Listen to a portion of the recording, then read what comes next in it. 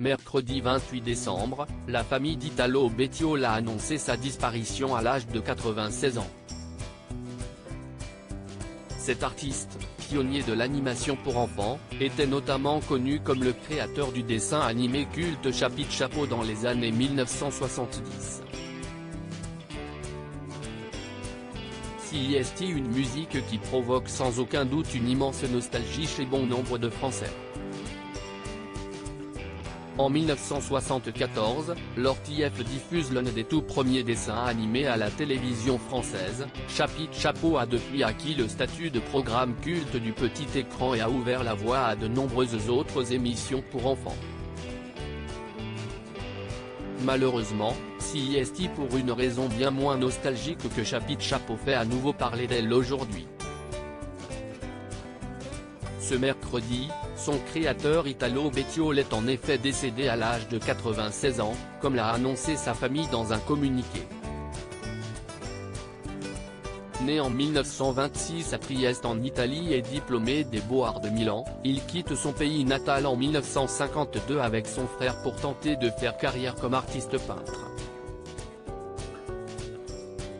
Talentueux dessinateur, il mettra sa passion au service des plus jeunes dès les années 1970 en créant et réalisant plusieurs dessins animés pour la télévision française, dont la série au générique culte. Italo est toujours resté un grand enfant qu'il a transmis à des générations de créateurs un imaginaire très particulier, très simple.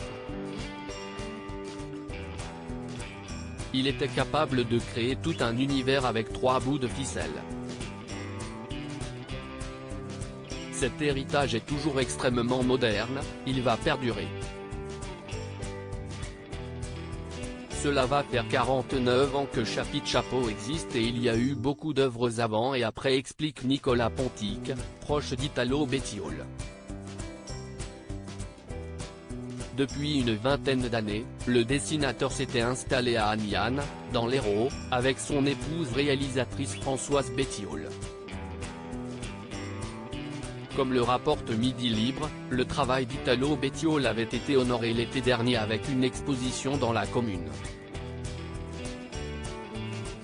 Il ne voulait surtout pas que cette exposition soit un hommage. Italo est toujours resté un grand enfant, d'une générosité et d'un courage extraordinaire, toujours connecté à son époque, précise Nicolas Pontic. Preuve de l'amour du dessinateur pour son art,